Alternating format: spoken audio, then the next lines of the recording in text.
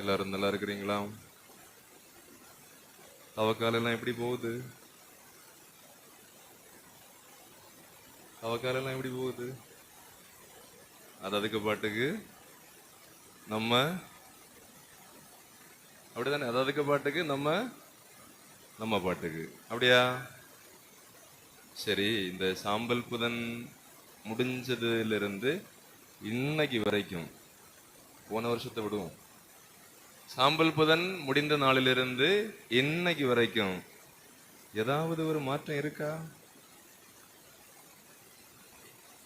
ஏதாவது மாற்றம் வந்திருக்கா? குறிப்பிட்டு சொல்லக்கூடிய அளவுல கூப்பிட்டு கேட்டா எனக்கு இந்த விஷயத்துல ஒரு மாற்றம் வந்திருக்குன்னு சொல்ல முடியுமா?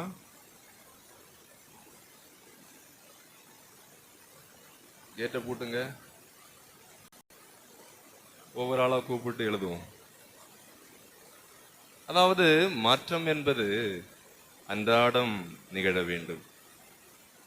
போன ஆண்டிற்கும் இந்த ஆண்டிற்கும் உள்ள வித்தியாசம் என்ன என்று கேட்பதற்கு பதிலாக இந்த 2-3 வாரத்திலே நாம் என்ன மாற்றத்தை கண்டிருக்கிறோம் என்பதை குறித்து நாம் ஆழமாக சிந்திப்பது நல்லது. எனவேதான் நாம் செய்யக்கூடிய தவக்கால முயற்சிகள், ஒருத்தல் முயற்சிகளாக இருக்கட்டும், அவை அனைத்தும் இயேசுவினுடைய சிலுவை பாடுகளை மையமாக கொண்டது. மிக முக்கியமானது இயேசுவின் பாடுகளை நாம் தியானிப்பது. ஏன் இயேசுவின் பாடுகளை தியானிக்கிறோம்? இயேசுவின் பாடுகளை ஏன் தியானிக்கிறோம்?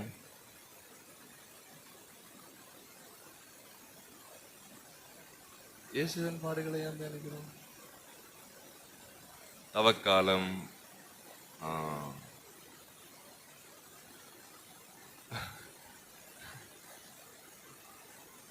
இயேசுவின் பாடுகளை நம்ம ஏன் தியானிக்கிறோம்? பங்கு நடக்கும் துன்பங்கள் பங்கெடுக்கவா? மனமாற்றம். அப்ப 2 வாரத்துல என்ன மாற்றம் வந்திருக்கு?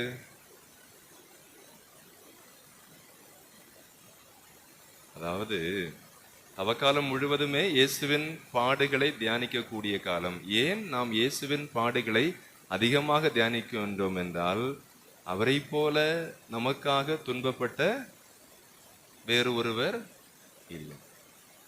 நம்முடைய வேதனைகளில் எனக்கு ஏன் இப்படி ஒரு வேதனை, எனக்கு ஏன் இப்படி ஒரு துன்பம் என்று நான் யாரிடத்திலும் சொல்ல முடியாமல் எனக்குள்ளே புலம்புகின்ற பொழுது, கையறு நிலையில் நிற்கின்ற பொழுது, எனக்கு மனிதர்களாக யாரும் எதுவும் செய்ய இயலாத ஒரு நிலையில் நிற்கின்ற பொழுது, நான் ஆண்டவரை பார்த்து எனக்கு ஏன் இப்படி ஒரு துன்பம், நான் ஏன் இப்படி வேதனைப்படுகிறேன், எனக்கு ஏன் இப்படி ஒரு கஷ்டம் என்று, அல்லது என்னுடைய குடும்பத்தில் ஏன் இப்படி ஒரு இழப்பு, ஒரு இறப்பு, நான் எதிர்பாராத துன்பங்களை நான் தாங்கிக் கொள்ள நேரிடுகிறதே என்று பெருமூச்சு விட்டு அவரை பார்த்து கேட்கின்ற பொழுது, அல்லது நான் அவமானப்பட்டு நிற்கிறேன், குற்ற உணர்விலே நிற்கின்றேன், என்னை எல்லாரும் மோசமாக பேசுகிறார்கள், என்னை விமர்சிக்கின்றார்கள் என்று நான் வேதனையோடு அவருடைய சிலுவையின் அந்த உடலை பார்க்கின்ற பொழுது, பெருமூச்சு விட்டு நிற்கின்ற பொழுது, அவர் கேட்பார், என்ன கஷ்டமா இருக்கு,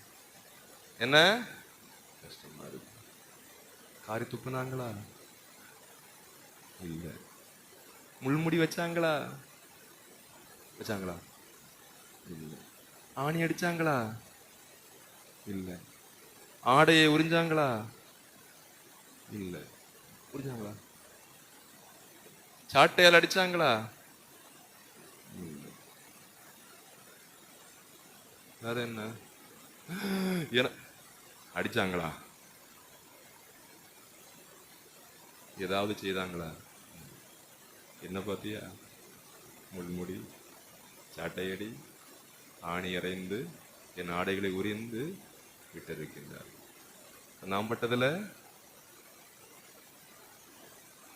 பேசாம போய் வேலையை பாரு, அடுத்த வேலையை பார்.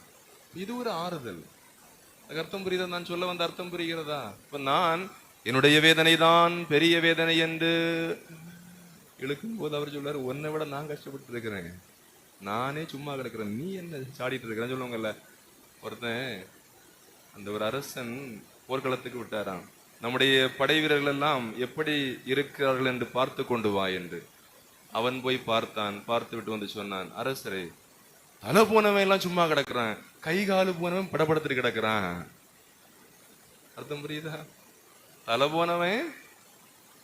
போனவனே சும்மா கிடக்குறான், கையும் போனவன் அடிச்சிட்டு கிடக்கிறான். நிறைய நேரத்துல நம்முடைய நிலைமை அப்படித்தான் இருக்கிறது. எனவேதான் மீண்டும் மீண்டும் நம்மை ஆய்வுக்குட்படுத்த வேண்டும். நான் என்னுடைய வார்த்தைகளில் மாற்றம், என்னுடைய செயல்பாடுகளில் மாற்றம், ஏன் என் பார்வையில் கூட மாற்றம் வர வேண்டும். என்னால் சிரிக்க முடியாமல் இருந்தது, இப்போது என்னால் சிரிக்க முடிந்தது என்றால், என்னால் நன்றாக 4 வார்த்தை மற்றவரோடு பேச முடியாமல் இருந்தது, இப்போது முகம் பார்த்து பேச முடிந்தது என்றால் அதுதான் மாற்றம். எனக்கு துன்பம் இருக்கிறது, அந்த துன்பத்தை இயேசுவின் பாடுகளோடு ஒப்பு கொடுக்க முடிந்தது என்றால், அதிலே வரக்கூடிய ஆசிரை என்னால் பெற்றுக்கொள்ள முடிந்தது என்றால், அதிலே நான் ஆறுதல் அடைகிறேன் என்றால், அதுதான் மாற்றம் என்பதை நாம் உணர வேண்டும். பல நேரத்தில் நாம் மற்றவர்களுக்கு காட்டுவதற்காகவே துன்பப்படுவதை போல நடிக்கின்றோம். நாம் அதிலே ஒரு சுகம் காண்கின்றோம். இது உண்மை, ஒண்ணும் வேண்டாம். இந்த சில ஆட்களை பார்த்தா தெரியும், அங்கேருந்து வரும்போது நல்ல ஜாலியா சிரிச்சு பேசி வருவாங்க, பார்த்துருக்கீங்களா? அப்படி அவங்கள பார்த்தா ஒரு பிரச்சனை இல்லாத ஆட்களை போல தோணும் அந்த கேட்டு வரைக்கும் வர்றது. ஆனா இந்த கேட்டுக்குள்ள வந்த உடனே நடமாறும்.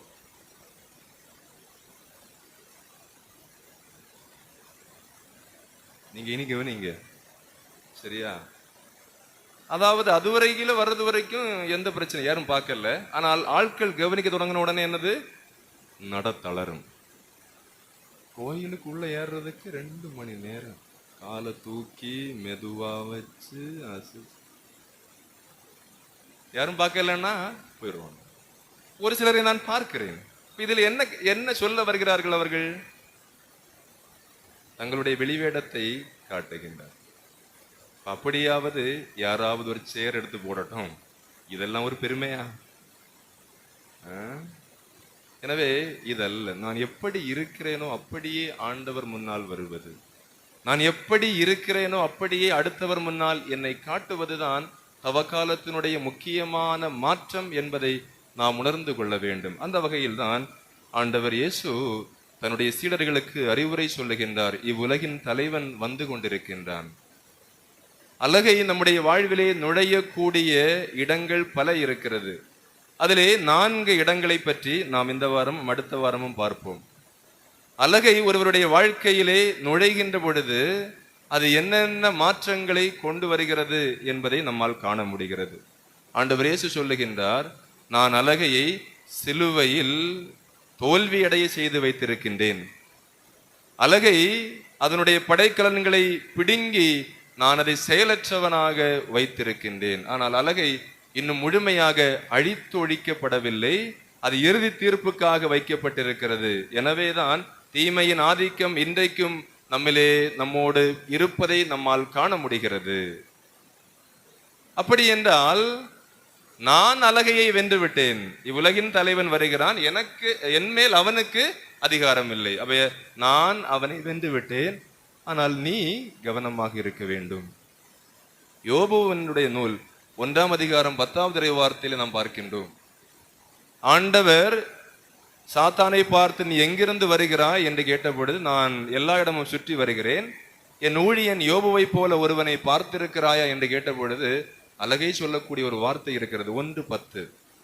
அது என்ன சொல்லும் என்றால், நீர் அவனையும் அவன் வீட்டாரையும் வேலி அமைத்து பாதுகாக்கவில்லையா? அரண் போல சூழ்ந்து நின்று பாதுகாக்கவில்லையா? அப்படி என்றால் நம்முடைய தனி வாழ்வை சரியா இருந்தாலும் சரி, குடும்ப வாழ்வாக இருந்தாலும் சரி, நம்மை சுற்றி கடவுள் ஒரு வேலி அமைத்திருக்கின்றார். இந்த வேலியை உடைக்கின்ற பொழுது அழகை தானாக உள்ளே நுழைகிறது. எனவே யோவான் செய்தி 14ஆம் அதிகாரம் 30வது இறைவார்த்தையிலே ஆண்டவர் இவ்வாறு சொல்லுகிறார், நான் அழகையை வெற்றி கொண்டேன், நீ அழகையால் பாதிப்பு அடையாமல் இருப்பதற்கு கவனமாக இரு. அப்ப கடவுளுடைய பிள்ளைகள் சொல்ல வேண்டியது, அழகையே, உனக்கு என்மேல் எந்த ஆற்றலும் இல்லை. ஒருவேளை உனக்கு சக்தி இருக்கலாம், ஆனால் என்மேல் உனக்கு எந்த அதிகாரமும் இல்லை.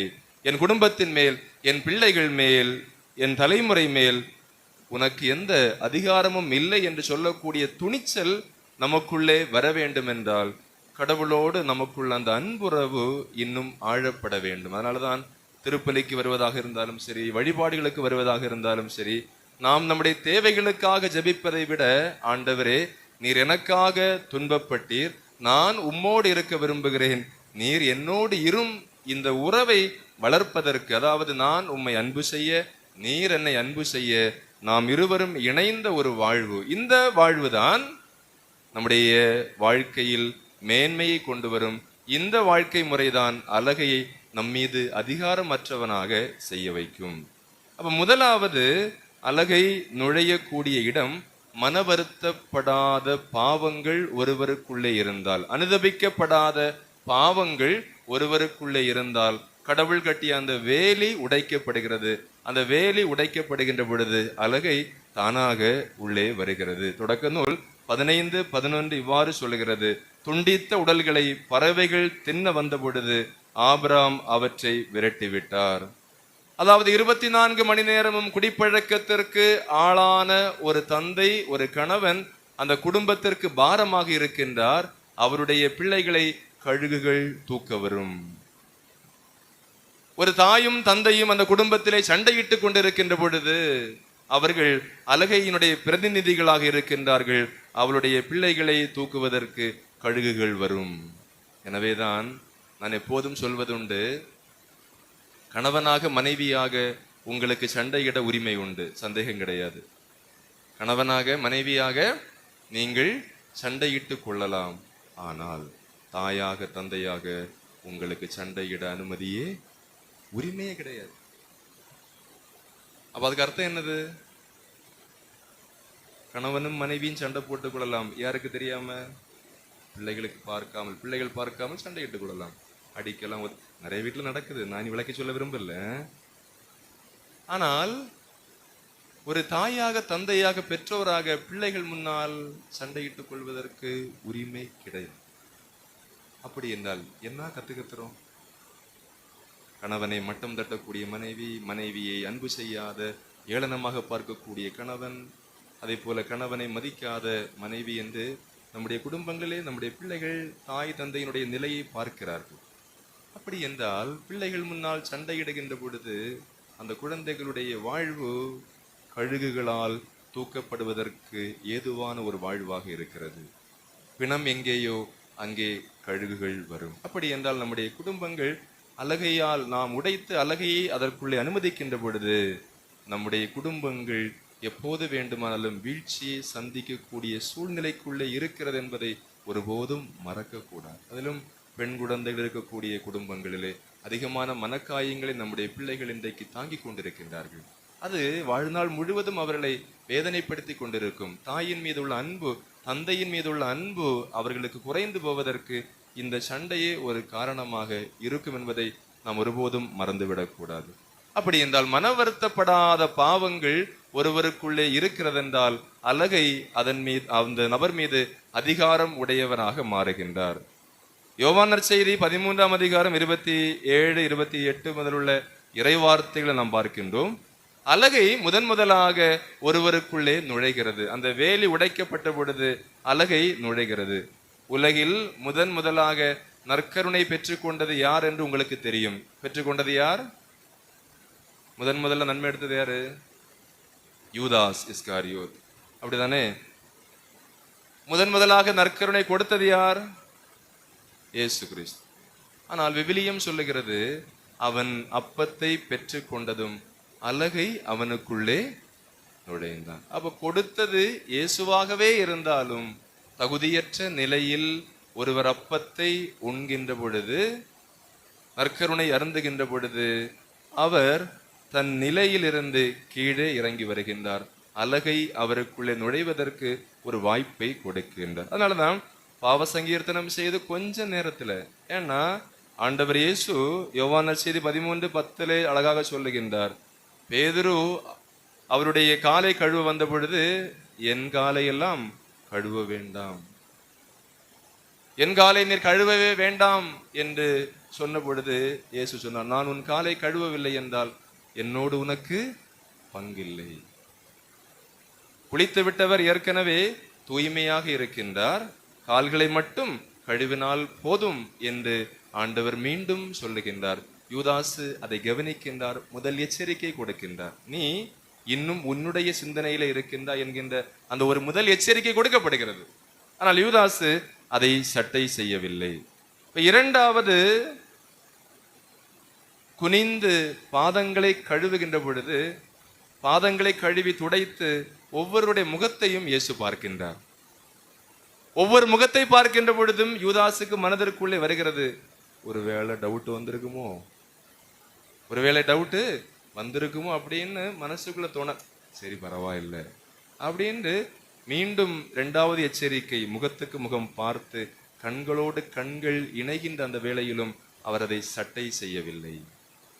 மூன்றாவது 13:21, யோவான் 13:21 திட்டவட்டமாக சொல்லுகின்றார், மகனே நீ போற வழி சரியில்லாத வழி. எச்சரிக்கையை உணர்த்தும் விதமாக மீண்டும் மீண்டும் எச்சரிக்கைகள் கொடுக்கப்படுகிறது. ஆனால் அவர் அதை சட்டை செய்யவில்லை.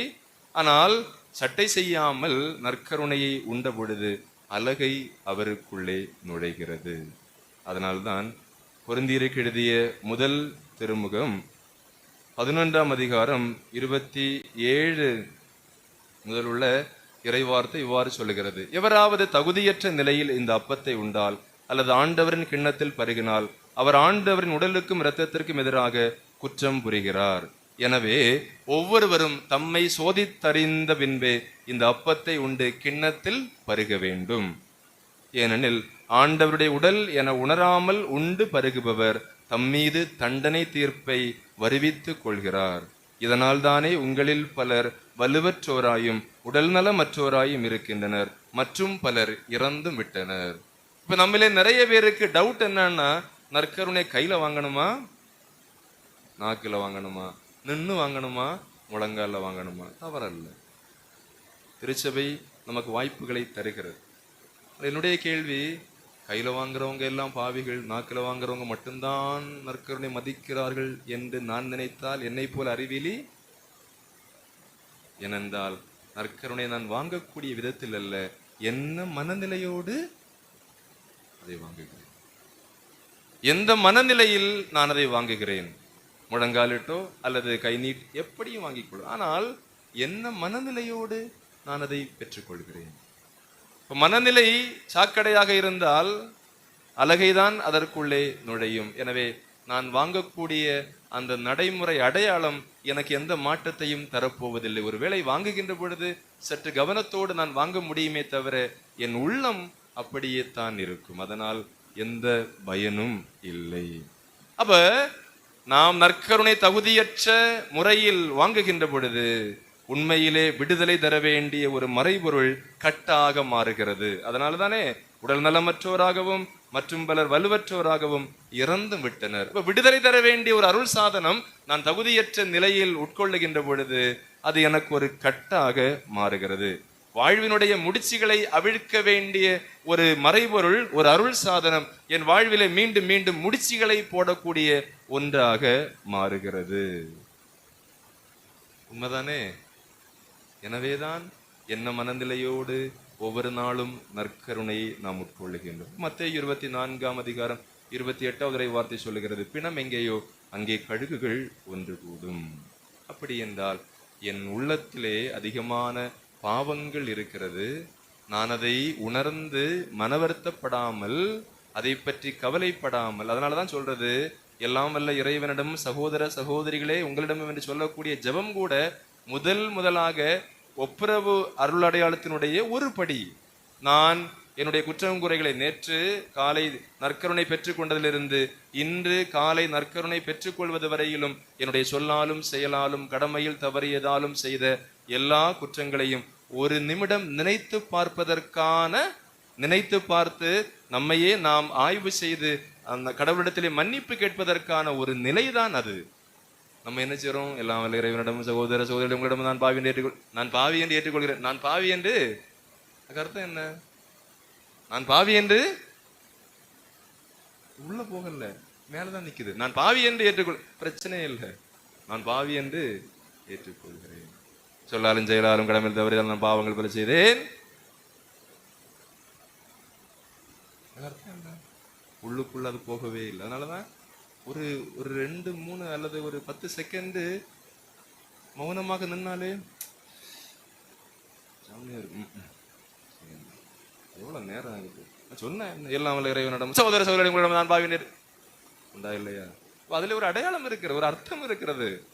அதை நாம் உணர்ந்து கொள்ள வேண்டும். அதனால நிறுத்தி நிதானமாக நான் சொல்லக்கூடிய வார்த்தைகளை உள்வாங்க வேண்டும். சகோதர சகோதரிகளே, உங்களிடமும் யாருகிட்ட பக்கத்துல நிக்கிறவங்களுடைய முகத்தை பார்த்து உங்களிடமும் நம் தேவனாகிய ஆண்டவரிடமும் எனக்காக வேண்டிக் கொள்ள. அதாவது நிறைய நேரத்தில் நம்முடைய சடங்குகள், வழிபாடுகள் அனைத்தும் சடங்குகளாகவே இருப்பதை பார்க்கின்றோம். வழிபாடு உள்ளுக்குள்ளே செல்ல வேண்டும், வார்த்தைகள் உள்ளுக்குள்ளே செல்ல வேண்டும். அப்படி என்றால் அழுகையினுடைய குணம் என்பது சகோதர சகோதரிகள் மேல் குற்றம் சாட்டுவது. திருவெளிப்பாடு நூல் 12ஆம் அதிகாரம் 10வது இறைவார்த்தை நமக்கு அதைத்தான் சொல்லுகிறது. அதாவது நம் சகோதர சகோதரிகள் மீது குற்றம் சுமத்தியவன் நம் கடவுள் திருமுன் அல்லும் பகலும் அவர்கள் மீது குற்றம் சாட்டியவன் வெளியே தள்ளப்பட்டான். இப்ப சாத்தானுடைய குணம் என்னது? இப்பதான் வாசித்தேன். நம் சகோதர சகோதரிகள் மீது குற்றம் சுமத்தியவன் நம் கடவுள் திருமுன் அல்லும் பகலும் அவர்கள் மீது குற்றம் சாட்டியவன் வெளியே தள்ளப்படும். அப்ப சாத்தானுடைய இயல்பு என்னது? சும்மா சொல்லுங்க, நான் அடுத்து ஒரு கேள்வி கேட்கணும் உங்ககிட்ட. சாத்தானுடைய இயல்பு என்னது?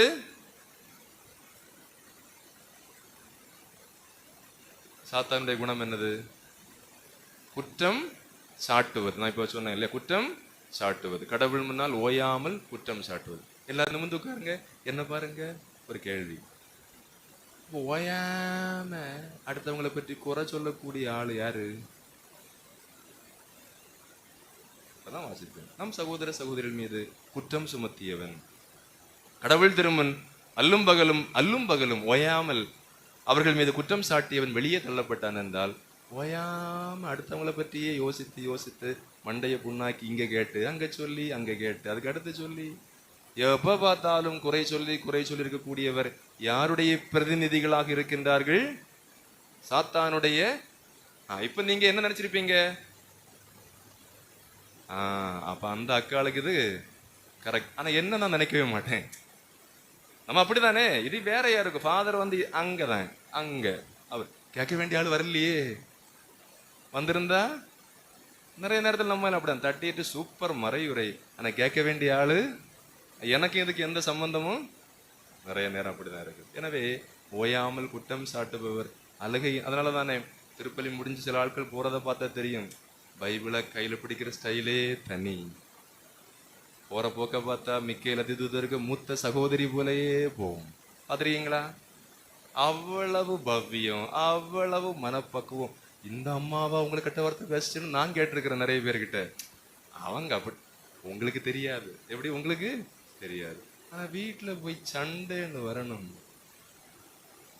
எங்க இருந்து வருது ஒவ்வொரு கெட்ட வார்த்தையும் 10 கிலோ 20 கிலோ வெயிட்டோட வெளியே சார். சில ஆட்களை பார்த்தா தெரியும். நீங்க அவங்க அந்த நற்கருணை அருந்திட்டு வர்றது வாங்கிட்டு வரவங்க எல்லாம் பார்த்தா கபிரியல் தூதரை நேற்றைக்கு பிரசவிச்ச அம்மா போலேயே பக்தியா வருவாங்க. அதாவது இயேசுவை நான் என்ன செய்கிறேன் அப்படின்னு வெளியே வந்து அதுல போகும்னே, நீ கேட்டியா கதைய நேற்றைக்கு நம்ம சாமியாரு, இவ்வளவுதான்.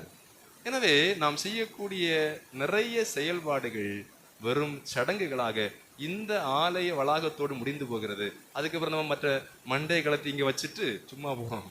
நிறைய இதயத்தை எல்லாம் கலத்தி என்ன செய்யறோம்?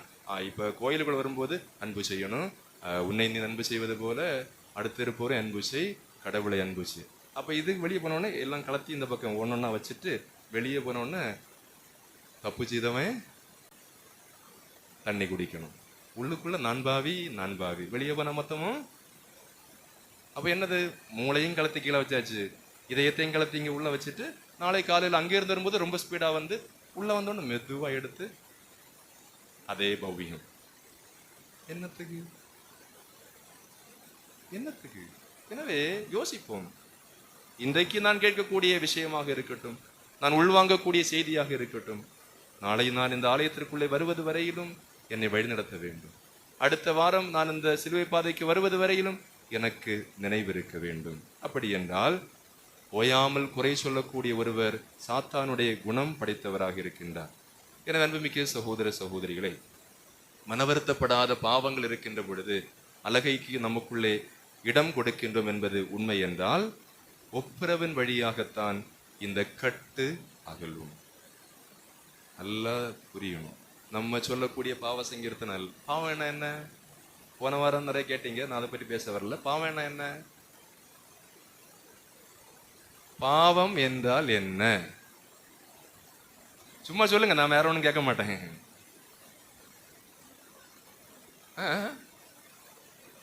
கட்டளைகளை மீறுவது பாவம். அடுத்து உறவின் முறிவே பாவம். உறவின் முறிவே பாவம். இது உண்மை. அப்போ 10 கட்டளைகளுக்கு விரோதமாக செய்யக்கூடிய அனைத்துமே பாவம். திருச்சபை கட்டளைகளுக்கு விரோதமாக செய்யக்கூடிய அனைத்துமே பாவம். சரிதானே? விவிலியம் நமக்கு 2-3 பாவங்களை பற்றி இன்னும் தெளிவாக சுட்டி காட்டுகிறது. யாக்கோபு தன்னுடைய திருமுகத்திலே 4ஆம் அதிகாரம் 17வது வார்த்தையிலே சொல்லுகின்றார், நன்மை செய்ய தெரிந்திருந்தும் நீங்கள் செய்யாமல் இருந்தால் அது அது பாவம். யாக்கோபு 2:9 நீங்கள் ஆழ்வார்த்து செயல்பட்டால் நீங்கள் செய்வது பாவம்.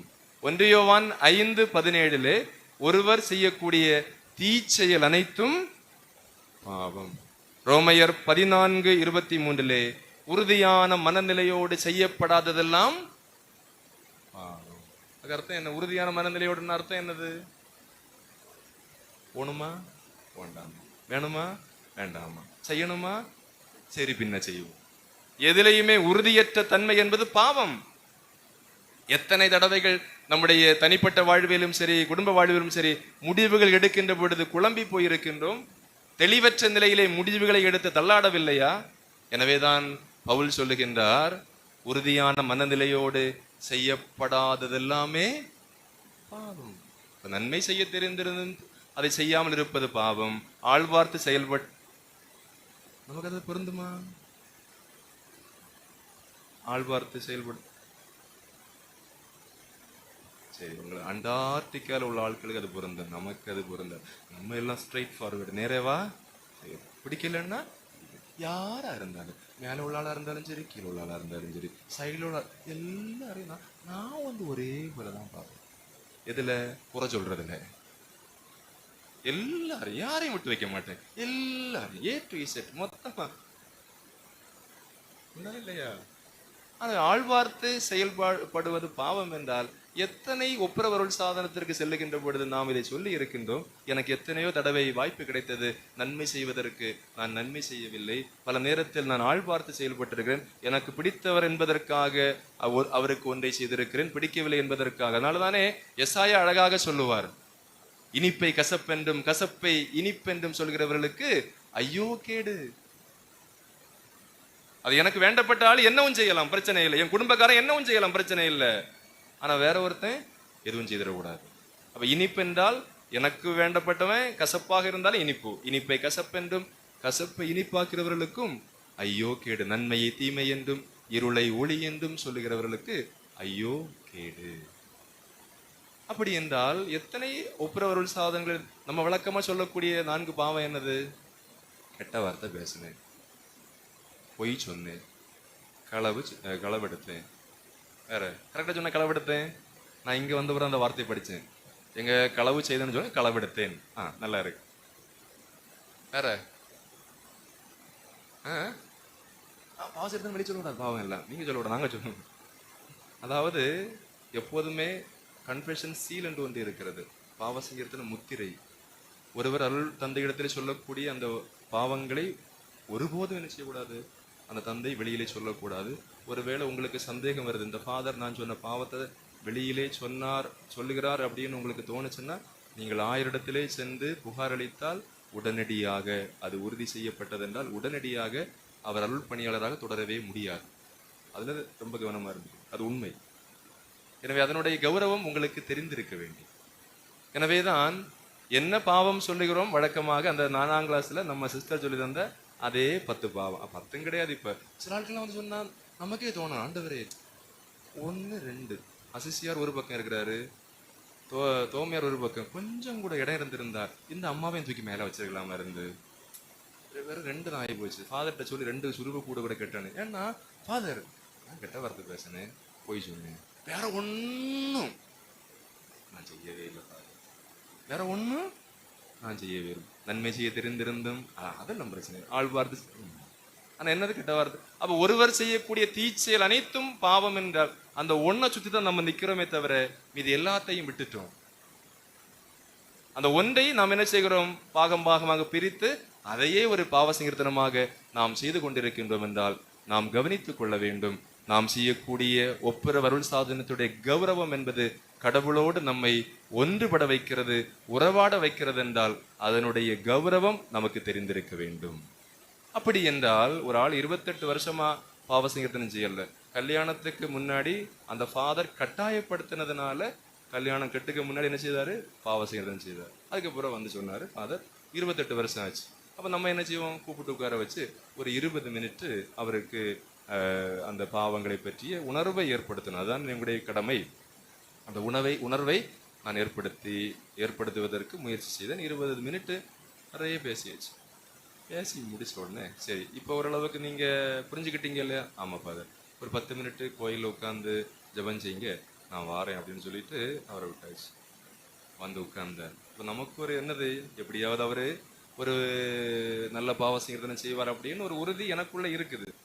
ஏன்னா நம்ம சொன்ன விஷயங்களை வச்சு அவர் வந்தாரு, சொன்னாரு, ஃபாதர் எனக்கு தெரிஞ்சு நான் ஒன்றும் செய்யலை, எனக்கு தெரிஞ்சு நான் ஒன்றும் செய்யலை, பின்ன ஏதாவது உண்டுன்னா நீங்க மன்னிச்சு விடுங்க.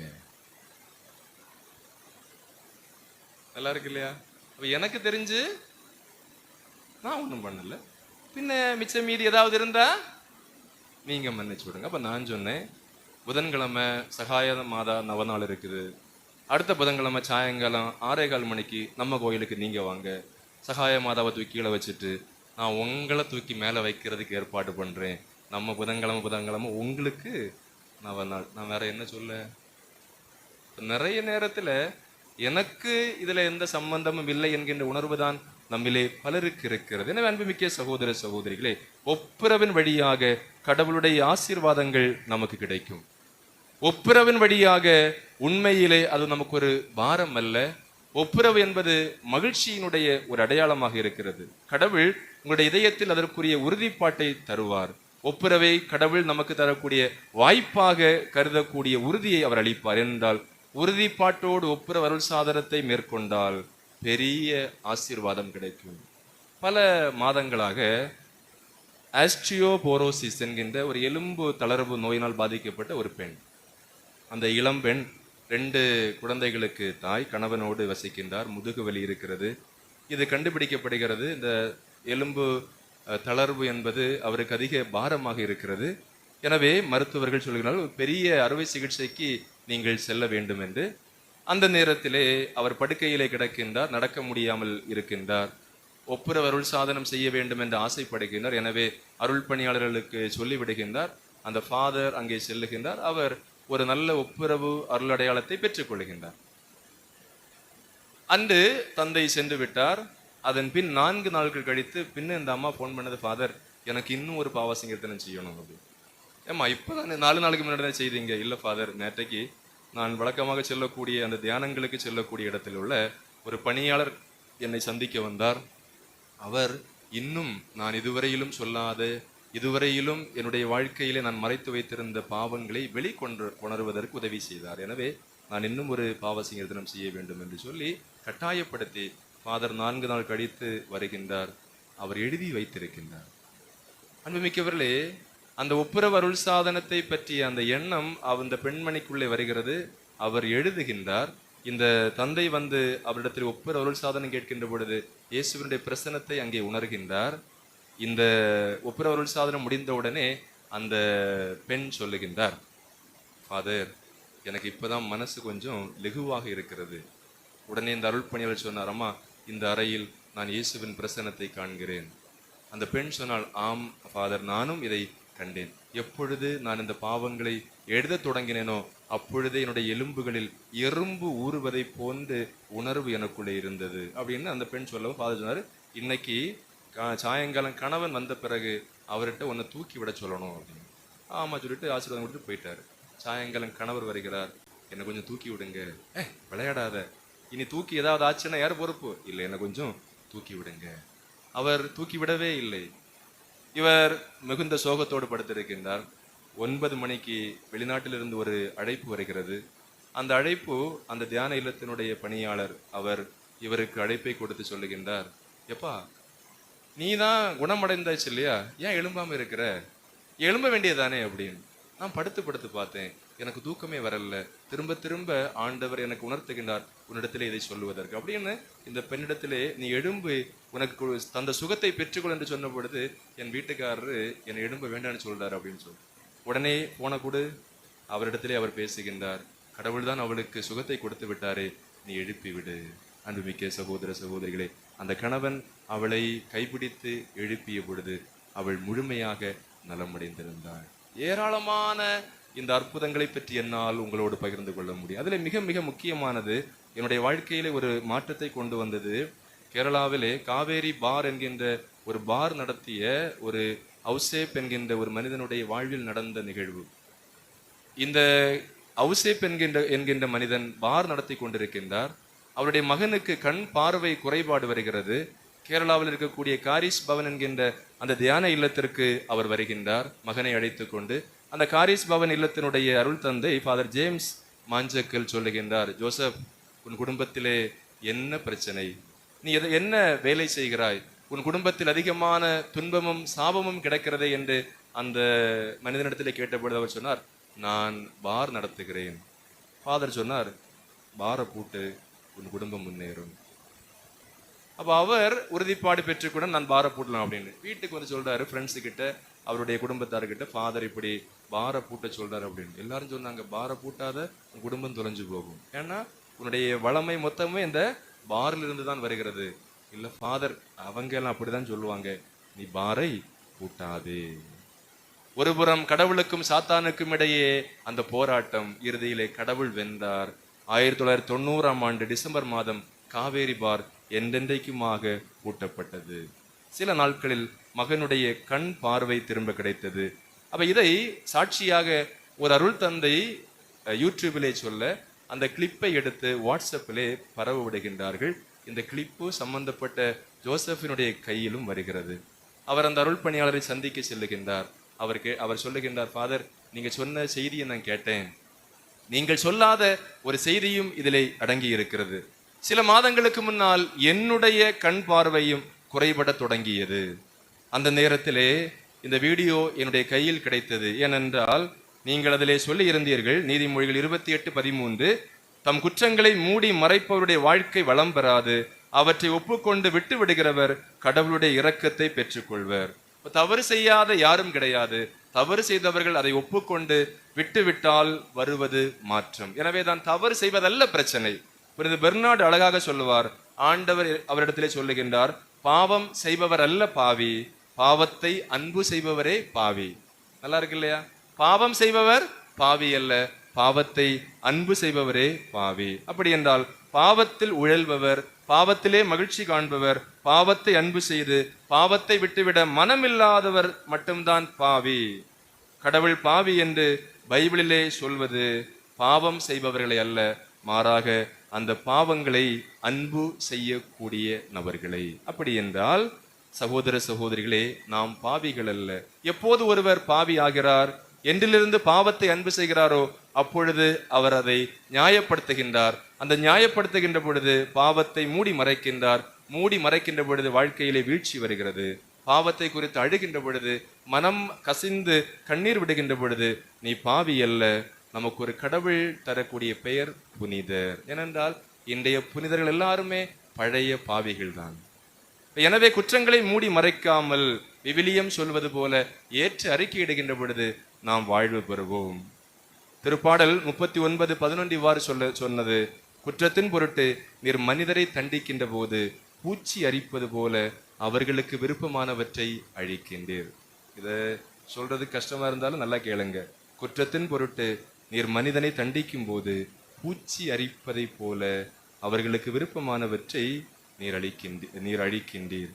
இணைச்சட்டம் 29:19 இவ்வாறு சொல்கிறது, நாங்கள் இதய பிடிவாதத்தோடு நடந்தாலும் எங்களுக்கு எல்லாம் நலமாகும் என்று சொல்லி தங்களை தேற்றிக் கொள்வாரானால், அதாவது நாங்க என்ன செய்தாலும் பிரச்சனை இல்லை, எங்களுக்கு எல்லாம் நலமா இருக்கும், பாவம் செய்தவெல்லாம் செத்தா போனா, பாவம் செய்தவன் அழிஞ்சா போனா, இல்லையே நல்லா தானே இருக்கிறான், எனவே நாங்கள் என்ன செய்தாலும் பரவாயில்லை, எங்கள் கடவுள் எங்களை ஆசீர்வதிப்பார் என்று தங்களை தாங்களே ஆசீர்வதித்துக் கொள்ளக்கூடிய சுய நீதிமான்களே கேளுங்கள்.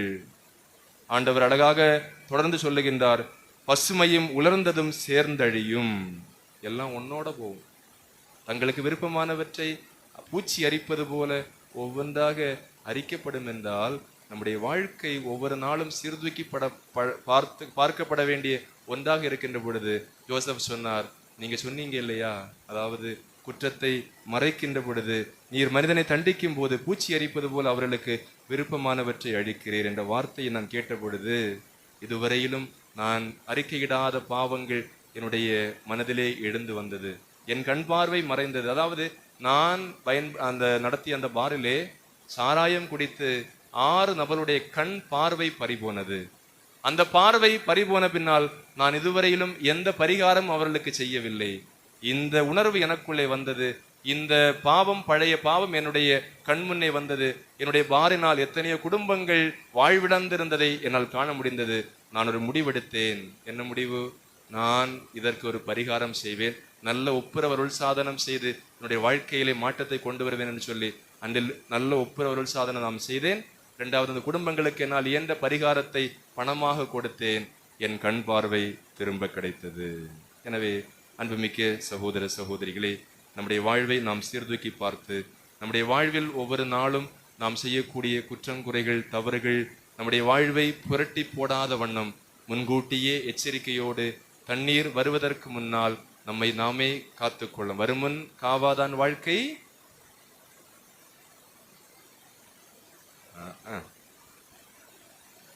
வருமுன் காவாதான் வாழ்க்கை.